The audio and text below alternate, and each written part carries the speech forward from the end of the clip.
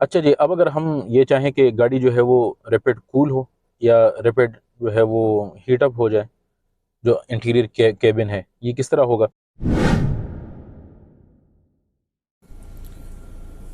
यहाँ पे ये वाला बटन है, इसके ऊपर ऑफ लिखा हुआ है।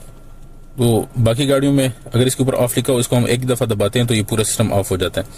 लेकिन इसके बटन के दो फंक्शन है। एक इसके जो ब्लोअर की स्पीड है इसको भी स्लो करना, और अगर हम बिल्कुल इसको जीरो पे लेके जाएंगे तब ये ऑफ होगा। यहाँ से इंक्रीज और यहाँ से डिक्रीज और बिल्कुल आखिर में जाके तब ये ऑफ होगा। इसी के साथ ये वाला जो बटन है ये फ्रंट डिफ्रॉस्टर है, कि जब हम इस बटन को दबाएंगे इसके साथ एसी जो है ये भी ऑन हो जाता है, और इसकी जो स्पीड है वो 5 पे सेट हो जाती है। और जो सामने शीशा है, ये जो विंडशील्ड है, अगर ये जो है इसके ऊपर ये फॉग अप हुआ तो इस फॉग को ये ख़त्म करेगा। ये वाला जो बटन है इसको कहते हैं रियर डिफॉगर। इसको प्रेस करने से जो पिछला शीशा है उसका जो फॉग होता है वो ख़त्म हो जाएगा। और यहाँ पे ये स्क्रीन में हमें जो ब्लोअर है उसकी स्पीड का पता चल रहा है कि उसकी स्पीड कितनी है, और ये शो कर रहा है कि अब कौन से वेंट्स जो है वहाँ से एयर जो है वो निकल रही है। उसके पोजीशन को चेंज करने के लिए ये बटन है। इस बटन को जैसे जैसे मैं प्रेस करता रहूँगा तो इसके मोड्स जो है ये चेंज होते रहेंगे। अभी ये जो नीचे एरो है ये पैरों की तरफ है और एक सामने है। ये जो सामने वेंट्स है इसमें भी हवा आ रही है, और यहाँ नीचे जो है पैरों में भी हवा आती है। इसको एक दफ़ा मैं फिर प्रेस करता हूँ तो अब सिर्फ पैरों में हवा आ जाएगी। फिर प्रेस करता हूँ तो अब ये वाला ऑप्शन आ गया, तो अब ये जो सामने शीशा है उसको भी साफ करेगी और पैरों में भी हवा आएगी। और अभी इस टाइम ये वाला एरो जो है ये सिर्फ और सिर्फ फ्रंट जो है इसमें हवा आएगी। इसी तरह इसके टेम्परेचर को सेट करने के लिए ये वाला बटन है। जैसे जैसे इसको मैं कम करता रहूँगा तो ये कूल की तरफ आएगा। ये ब्लू लाइन इसी को शो कर रहा है, और ये जो रेड लाइन है ये जैसे जैसे मैं इसको बढ़ाऊंगा तो ये हॉट होगा। तो यहाँ पे भी इसका जो लेवल है वो शो हो रहा है, और जैसे जैसे मैं इसको चेंज करता हूँ तो वो सामने स्क्रीन पे भी इसका जो टेम्परेचर है वो शो होता है। और इस बटन को अगर मैं प्रेस करूंगा तो एसी जो है वो ऑफ हो जाएगा, अगर मैं इसको दोबारा प्रेस करूंगा तो ये ऑन हो जाएगा।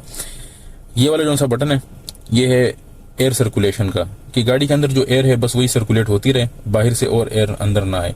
इसका फ़ायदा तब होता है अगर तो हम किसी ऐसी जगह में हो जहाँ फाउल एयर हो, एयर की क्वालिटी अच्छी ना हो, तो हम फिर इसी फंक्शन को यूज़ करें ताकि बाहर से गंदी हवा अंदर ना आए, और अंदर वाली जो एयर है उसी को वो सर्कुलेट करता रहेगा, फिल्टर करके हम उसको यूज़ करेंगे।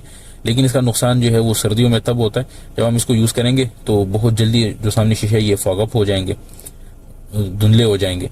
तो इसको हमने ज़्यादा फ्रीक्वेंटली यूज़ नहीं करना। दूसरी बात यह कि अगर हम इस फंक्शन को ज़्यादा देर के लिए यूज़ करेंगे तो जो ऐसी जो एयर की क्वालिटी है उसमें ऑक्सीजन का जो लेवल है वो कम होता रहेगा, इसलिए इसको ज़्यादा फ्रीक्वेंट यूज़ नहीं करना चाहिए। तो अभी ये ऑफ पोजीशन में, इसको मैं दोबारा प्रेस करूँगा तो ये ब्लू लाइट आएगी, तो फिर ये ऑन हो जाएगा। इसी तरह एसी का एक और कंट्रोल जो है वो इधर कार सेटिंग में है। अगर हम कार सेटिंग में आते हैं तो ये तीसरे नंबर पे यहाँ हमारे पास एसी सेटिंग है। इसमें ये सबसे पहले नंबर पे है अनलॉक ऑटो वेंटिलेशन, और दूसरा है विंडो अनलॉक विंडो वेंटिलेशन। ये दोनों क्या करते हैं कि जो एम्बियंट एयर है इसको सर्कुलेट करके टेम्परेचर को नॉर्मल करेंगे। और जो तीसरा ऑटोमेटिक ड्राइंग ऑफ एसी है, ये जब हम इस फंक्शन को जो है ये अनलॉक करते हैं तो जब हम गाड़ी को पावर ऑफ करेंगे तो इसके बाद एसी के अंदर जितने भी एयर हो वो सारा का सारा निकल जाएगा, ताकि उसके अंदर एयर ट्रैप ना हो और स्मेल वगैरह गाड़ी में ना हो। कि आप यहाँ से इसको टेम्परेचर को बिल्कुल हॉट पे लेके जाएंगे, तो ब्लोअर की स्पीड है वो भी आप फुल कर देंगे। यहाँ से ब्लोअर की स्पीड है ये फुल हो जाएगी, और जो यहाँ से हमने मोड करना है वो हमने इसको प्रेस करके जो सिर्फ सिर्फ पैरों की तरफ है वो वाला ऑप्शन जो है वो सेलेक्ट होना चाहिए। ये सेलेक्ट करके ब्लोअर की जो स्पीड है ये मैक्सिमम 8 तक चली जाएगी यहाँ से, और यहाँ से भी हम टेम्परेचर को फुल हॉट पे लेके जाएंगे, तो कैबिन जो है ये बहुत जल्दी हीट अप हो जाएगा। और रिकमेंडेड ये है कि हम इसका जो इसकी जो स्पीड है वो 455 पे रख दें, और जितना हमें टेम्परेचर चाहिए उसी पे सेट कर दें। इसी तरह अगर हमने रैपिड कूल करना है तो रैपिड कूल के लिए ये है कि हमने ये जो सामने वाला ये जो मोड है इसको बिल्कुल वो फ्रंट पे लेके आना है, कि सिर्फ जो फ्रंट वाले जो वेंट्स है उसी से हवा आए, और यहाँ से हम इसको जितना बिल्कुल कूल पे इसको हम ले जाएं, और ब्लोअर की जो स्पीड है इसको हम फुल कर दें, तो ये यहाँ तब रैपिड कूलिंग होगी। और रिकमेंडेड कूलिंग ये है कि इसकी स्पीड को जाइए 5 पे रखा जाए, और जो टेम्परेचर है इसको जितना हमें ज़रूरत हो उसके मुताबिक किया जाए। और ये जो पोजीशन है ये भी वैसी ही रहे, तो ये रिकमेंडेड कूलिंग है।